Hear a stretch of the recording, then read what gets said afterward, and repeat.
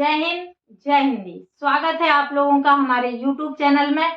मैं आरती द्विवेदी आपका बहुत बहुत स्वागत करती हूं और आशा करती हूं कि आप लोग स्वस्थ और प्रसन्न होंगे। हम बात करने वाले हैं निबंध पर। बीपीएससी का 68वीं एग्जाम हो चुका है प्री का, तो मेंस की तैयारी जो विद्यार्थी कर रहे हैं उनके लिए और जो 69th देने वाले हैं उनके लिए भी, दोनों के लिए बहुत इम्पोर्टेंट टॉपिक है।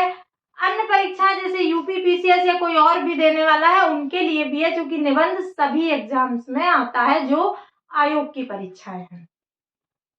हम आपके साथ निबंध की एक सामान्य चर्चा करने वाले हैं। पहले तो हम जानेंगे कि निबंध होता क्या है और ये निबंध हमारे लिए क्यों जरूरी है एग्जाम में। तो हम दो बातें लिखते हैं। पहले निबंध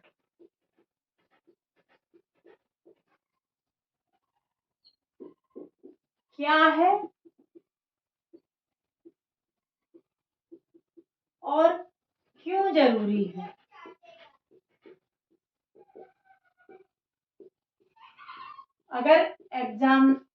अगर आयोग ने निबंध सिलेबस में रखा है तो उसकी कोई ना कोई जरूरत होगी। और निबंध क्या है और निबंध क्यों जरूरी है।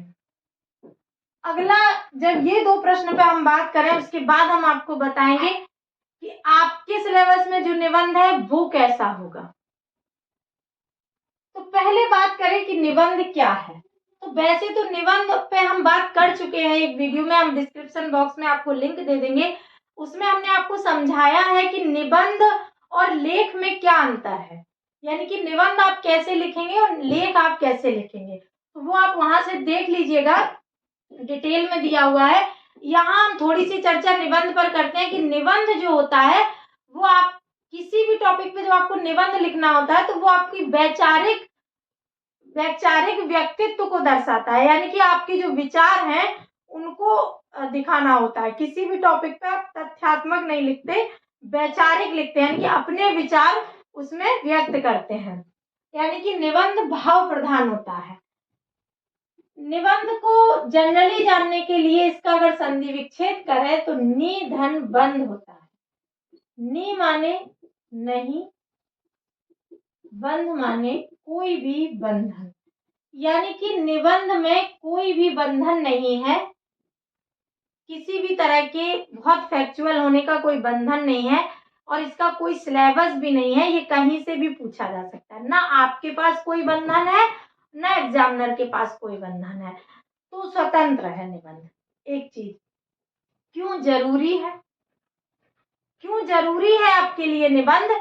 तो निबंध आपके लिए जरूरी है क्योंकि ये आपके व्यक्तित्व का परीक्षण करता है, व्यक्तित्व का परीक्षण करता है, क्योंकि इसमें कुछ भी रटा हुआ आप नहीं लिख सकते। ये क्या करता है, व्यक्तित्व का परीक्षण करता है। कैसे, आप कहेंगे कि मैम व्यक्तित्व का परीक्षण तो इंटरव्यू में होता है, तो निबंध में कैसे होगा। इंटरव्यू तो हम फेस टू फेस देते हैं, फिर निबंध में किस बात का परीक्षण। तो निबंध और इंटरव्यू में जो फर्क है वो हम आपको बताते हैं यहाँ। निबंध और साक्षात्कार, यहाँ आपका व्यक्तित्व लेखन के माध्यम से व्यक्त होता है। और यहाँ जो आपका व्यक्तित्व है शब्दों या भाषा के माध्यम से,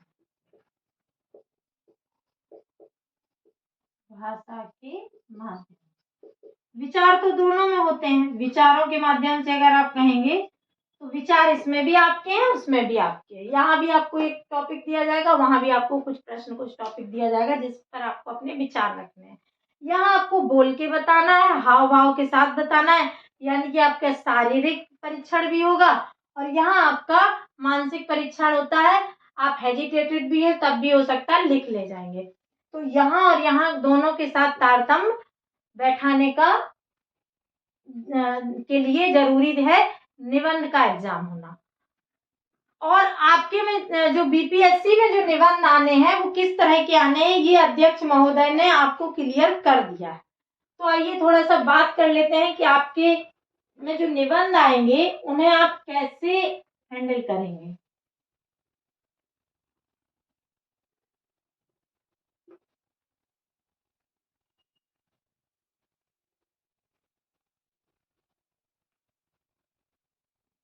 निबंध का पैटर्न हम ऑलरेडी डिस्कस कर चुके हैं वीडियो में, तो आपको देखना है तो वहां से देख लीजिएगा। यहाँ हम सिर्फ इतना बताएंगे कि आपके में जो निबंध आने हैं, निबंध दो प्रकार के होते हैं, एक मूर्त निबंध, एक अमूर्त निबंध।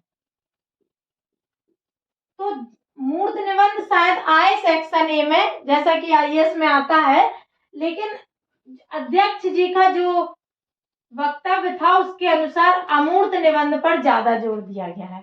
और जो थर्ड निबंध आएगा जो बिहार के परिप्रेक्ष्य में होगा वो भी अमूर्त ही होगा, किसी कहावत या उससे स्टार्ट होगा, कोई कहावत है, कोई कोटेशन है।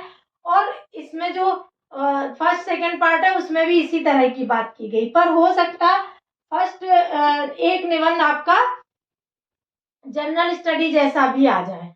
लेकिन जनरल स्टडी का भी जो निबंध आता है, जैसे उदाहरण के लिए हम आपको दें प्रदूषण की समस्या, इसकी भाषा थोड़ी अलग हो सकती है, हम एक जनरल उदाहरण दे रहे हैं। प्रदूषण की समस्या, ये प्रश्न आपका जीएस में भी आता है और निबंध में भी, किसी में भी पूछा जा सकता है, पर लिखने का तरीका अलग होगा। जब आप इसे जीएस में लिखेंगे तो लेख की तरह लिखेंगे, यानी कि फैक्ट डालेंगे, सिद्ध करेंगे। और निबंध में आप भाव प्रधान लिखेंगे। अगर हिंदी साहित्य के विद्यार्थी है तो समझ जाएंगे यहाँ कथ्य की प्रधानता है, सॉरी यहाँ शिल्प अधिक है, शिल्प अधिक है, यहाँ कथ्य या भाव अधिक है।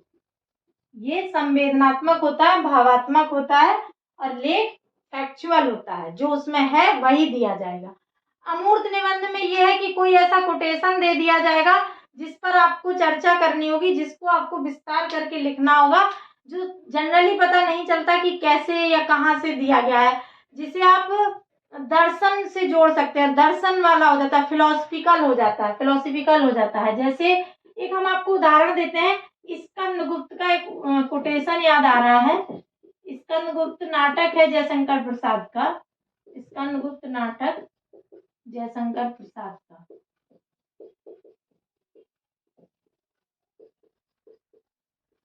इसमें कथन है अधिकार सुख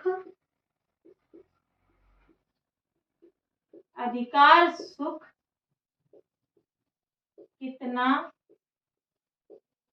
मादक व सारहीन है। अधिकार सुख कितना मादक और सारहीन है, इस पर निबंध लिखना है। तो ये स्कंदगुप्त का है। इसके आसपास में अधिकार सुख, आप कीवर्ड हमेशा निकालेंगे। क्या निकालेंगे? कीवर्ड। पहले अधिकार क्या है, अधिकार सुख क्या है, मादक क्या है और क्यों सारहीन है। फिर आप इसको परिप्रेक्ष्य देकर डिफाइन करेंगे।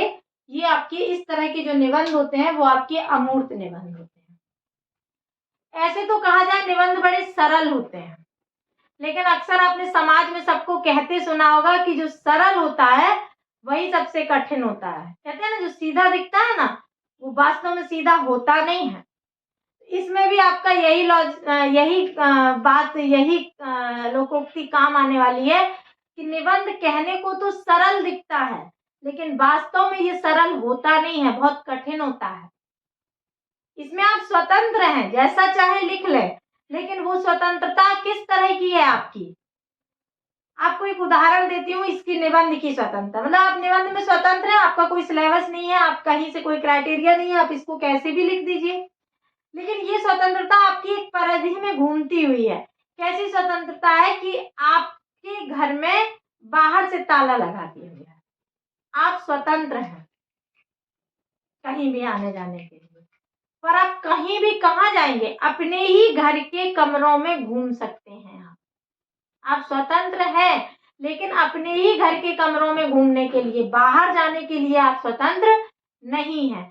तो इसमें जो स्वतंत्रता है वो इसी तरह की है। जो निबंध की बात है कि कोई बंधन नहीं है, वो ऐसा ही निबंध है, ऐसा ही बंधन रहित लेख है कि आप स्वतंत्र हैं, लेकिन आपकी परिधि निर्धारित है। मतलब निबंध लिखने के लिए आप स्वतंत्र हैं, लेकिन जो टॉपिक आपको दिया गया है, जो वक्तव्य, जो कथन आपको दिया गया है, आप उसकी परिधि में बंधकर निबंध लिखिए। ठीक है, तो ये एक तरह से निबंध के बारे में हमने आपसे चर्चा की। निबंध पर हम आपको कैसे लिखना है, निबंध लेखन पर वीडियो आते रहेंगे, आप लोग हमारे साथ जुड़े रहिएगा। चैनल को सब्सक्राइब कर लीजिएगा और शेयर भी कीजिएगा, आपको कुछ निबंध मिलते रहेंगे। और हाँ, हमारे टेलीग्राम चैनल पर निबंध और जीएस की प्रैक्टिस सेट शुरू हो गए हैं। जो लोग प्री और मेंस दोनों का प्रैक्टिस सेट शुरू हो गया, प्रैक्टिस चल रहा है। आप वहाँ क्वेश्चन लेके उत्तर लिख सकते हैं, निबंध भी करवाया जाएगा। हफ्ते में 2 क्वेश्चन जीएस का और 1 निबंध का प्रश्न आपको सॉल्व करवाया जाएगा, वो फ्री ऑफ कॉस्ट है। आप टेलीग्राम चैनल से जुड़ सकते हैं, आपको डिस्क्रिप्शन बॉक्स में हमारा टेलीग्राम चैनल का लिंक मिल जाएगा। इससे पहले भी हमने निबंध पर 2-3 वीडियो बनाए हैं, आप उन्हें देख लीजिएगा, प्लेलिस्ट मिल जाएगी। वो बहुत आवश्यक है समझने के लिए कि निबंध कैसे लिखना है।